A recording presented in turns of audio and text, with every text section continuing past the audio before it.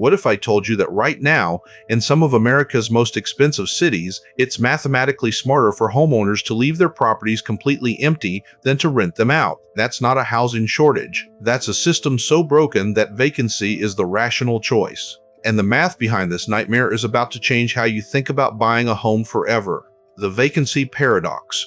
I want you to picture something with me. A beautiful Spanish-style home in Santa Monica, walking distance to the beach with a detached guest house.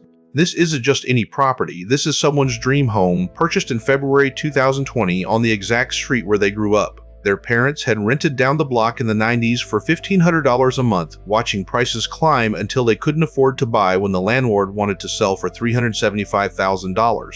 So when this person had the chance to buy a 1920s compound on that same childhood street, they didn't buy it to flip. They bought it thinking they'd own it forever. But here's where the math gets terrifying. Within 6 months of closing, life changed. They moved to Las Vegas for business, got double the square footage, no traffic, higher quality of life. And that dream home, it sat empty for 3 years. This property could have pulled in $12,000 a month in rent. That's $144,000 a year. Over 3 years, that's $432,000 in potential income. But the owner chose to earn $0.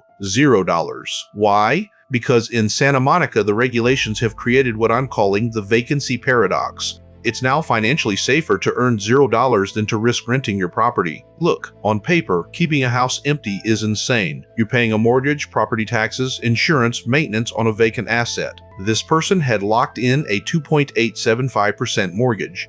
Their overhead was so low, they could have easily rented it for a price that covered all expenses plus profit. But every time they ran the numbers on becoming a landlord in that specific zip code, the risk profile wasn't worth it. Because this wasn't their primary residence, renting it out would have subjected them to Santa Monica's aggressive tenant protection laws. These rules don't just protect tenants, they effectively strip the owner of their property rights. And this isn't some isolated case. There's a dirty little secret in this area. Roughly 10% of properties are estimated to be vacant. These are homes that could house families. But the regulations designed to help tenants have made the risk so high that owners prefer to eat the carrying costs rather than enter the system.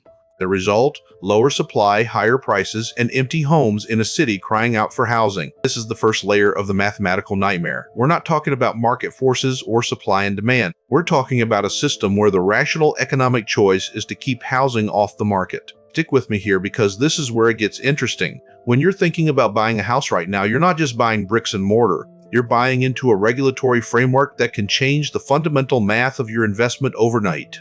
And in some places, that math says vacancy is smarter than occupancy. The 5 rules. Now, I know what you're thinking. Tom, how bad could the rules really be? Let me walk you through the 5 regulations that force this homeowner to keep their property empty. These aren't hypotheticals. These are the actual mathematical constraints that turn a dream home into a financial liability. Rule number 1. The 0.5% revenue cap. In this market, costs are skyrocketing. Insurance is up 10%, labor is up 50%, repairs are up 20%. The city's solution? Capping rent increases at roughly $60 per month, 0.5%. That's right. When your expenses compound at 8% and your income is capped at 0.5%, you're guaranteeing a slow death for your margins. Think about that mathematically. Your costs are growing 8 times faster than your income can grow. Over 5 years, that gap becomes a chasm. Rule number 2, the forever tenant. Under just cause eviction ordinances, a lease has no end date. Even if the contract says 1 year, the tenant has the right to stay indefinitely as long as they pay. You cannot end the lease to renovate it or even sell the home. The tenant decides when they leave, not you. This transforms your property from an asset you control into a permanent obligation. Rule number 3, the $38,250 move-in fee. This is the rule that shocks everyone. If you rent the house out and later decide you want to move back in yourself to your own house, you have to pay the tenant a relocation fee of $38,250.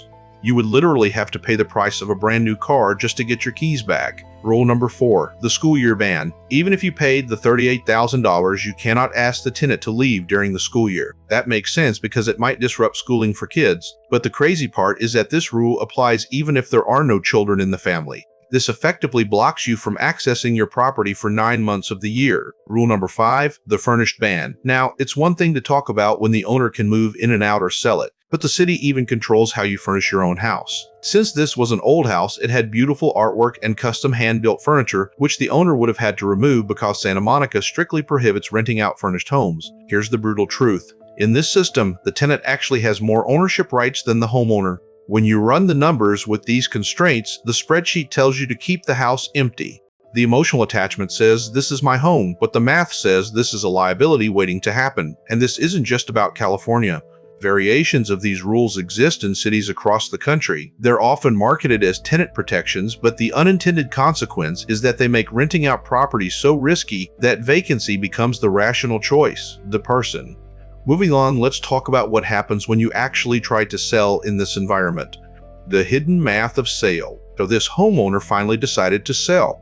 They listed the home and received 3 offers over asking within a week. On the surface, this looks like a success story. Let's look at the numbers. Bought in 2020, $2,100,000. Renovations, $30,000. Sold in 2025, approximately $2,700,000. Gross profit plus $570,000. A $570,000 profit sounds like a home run, right? This is where most real estate stories stop. But we're going to keep going because the real math is in the details. When you factor in carrying costs, taxes, insurance, mortgage interest over 5 years, plus the agent commissions and transfer taxes, the net return is actually quite modest, around 3.5% annually. 3.5%. Now, here is the secret. If this person had simply put their money into the S&P 500 in February 2020, they would have made significantly more money, with zero stress, zero repairs, and zero regulatory headaches. Let that sink in. A dream home on your childhood street with all the emotional attachment and memories underperformed the stock market, and not by a little, by a lot. The stock market would have given them better returns with none of the headaches, none of the broken gates, dead plants, dried up fountain pumps, none of the mental burden of visiting a property only to find something else broken, none of the regulatory uncertainty. This is the mathematical nightmare that nobody talks about when they're selling you the dream of homeownership. They show you the gross profit. They don't show you the net return after all the hidden costs. They don't show you the opportunity cost, what that money could have been doing elsewhere. They don't show you the stress cost, the mental energy spent worrying about regulations, repairs, and risks. Honestly, this is where the system gets really clever. By focusing only on purchase price and sale price, the real estate industry hides the true cost of ownership. They don't talk about the years of mortgage interest that went to the bank. They don't talk about the property taxes that funded local government. They don't talk about the insurance premiums that grew year after year. They certainly don't talk about the regulatory risk that can turn your asset into a liability overnight. And they never ever talk about the alternative investments you could have made with that same capital. To understand this better, we need to look at what happens when regulations create perverse incentives. The system's perverse incentives. There's something deeply wrong with a system where 10% of properties in a housing-starved city are estimated to be vacant because the math says vacancy is safer than occupancy. This isn't a market failure. This is a regulatory failure. The very rules designed to protect tenants are creating the opposite effect: less available housing, higher prices, and more empty homes. Think about the psychology here. When you're a homeowner facing these regulations, you do a simple risk-reward calculation. On one side, potential rental income, but with the risk of a forever tenant, massive move-out fees, and loss of control over your own property. On the other side, zero income but complete control and no regulatory entanglement. For many, the choice becomes obvious. Keep it empty. Now, I know what you're thinking. But Tom, this is just one city with extreme regulations, and you're right. But here's what's terrifying. This pattern is spreading. Cities across the country are adopting similar tenant protection measures, often with the best intentions. But the mathematical consequences are the same. When you cap rent increases below the rate of cost inflation, you're guaranteeing that landlords will eventually lose money. When you make eviction nearly impossible, you're guaranteeing that landlords will be extremely selective about who they rent to or won't rent at all. When you add massive financial penalties for reclaiming your own property, you're guaranteeing that homeowners will think twice before becoming landlords. The result is what economists call a perverse incentive. The regulation intended to create more stable, affordable housing actually creates less available housing. The regulation intended to protect tenants actually makes it harder for tenants to find places to live. The regulation intended to control prices actually contributes to price increases by reducing supply. This is the mathematical nightmare playing out in real time. And if you're thinking about buying a house right now, you need to understand that you're not just buying into a property, you're buying into a regulatory environment that can change the fundamental economics of your investment. What happens when your city adopts similar rules? What happens when the regulatory risk increases? What happens when the math that made sense today no longer makes sense tomorrow? But what happens next? Let's talk about the emotional versus financial calculation, emotion versus spreadsheet. This homeowner loved their house. It's where their podcast started. It's where they built their business. The backyard was their sanctuary, completely hedged in, private, where they planned videos during lockdown. They made friends with a family of squirrels that came to the window every day. The night lighting was perfect. The fireplace was an authentic wood-burning fireplace you can't even build anymore. The second property with its private yard and entrance was like having a secret world. This wasn't just an investment property. This was a home filled with memories and meaning. But as an investor, you have to know when to separate emotion from logic. The spreadsheet said, sell. The heart said, stay. And this conflict is at the core of why buying a house right now is a mathematical nightmare. We're sold the dream of homeownership as both an emotional sanctuary and a financial investment. But what happens when those two things conflict? What happens when the math says your emotional sanctuary is a financial liability? Look, I get it. There's something powerful about owning the place where you grew up. There's something meaningful about creating memories in a space you control, but when the regulatory environment turns that control into an illusion, when the math says you'd be better off in the stock market, when the system is designed in a way that makes vacancy is the rational choice, that's when you have to listen to the spreadsheet. This homeowner is now moving their capital away from assets that require fighting the government and into assets that are truly passive like municipal bonds, total world index funds, and a very small portion in a Bitcoin ETF. The house is sold and the chapter is closed. They don't regret it. They got to own their dream home and create beautiful memories. But while they can see that it doesn't make financial sense to keep it anymore, it's still painful to accept. They'll miss the garden, but they won't miss the red tape. This is the psychological toll that the mathematical nightmare extracts. It's not just about dollars and cents. It's about the cognitive dissonance of loving something that the numbers tell you to leave. It's about the stress of constantly calculating risk in a system that keeps changing the rules. It's about the emotional energy spent worrying about an asset that's supposed to bring you peace.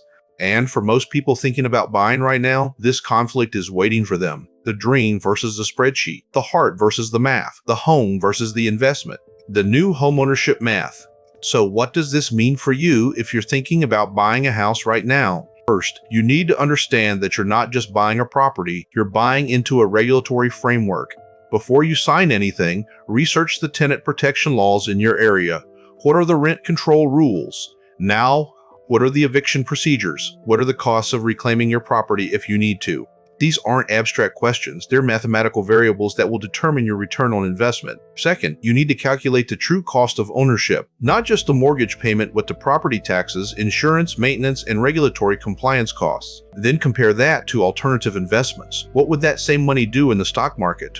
In bonds? In other assets? Be brutally honest about the opportunity cost. Third, you need to separate the emotional purchase from the financial investment. If you're buying a home to live in forever and you're willing to accept potentially lower financial returns for the emotional benefits, that's a valid choice. But be clear-eyed about what you're choosing. Don't let the dream of homeownership blind you to the mathematical reality. Fourth, understand that the rules can change. What's a good investment today might be a terrible investment tomorrow if new regulations are passed.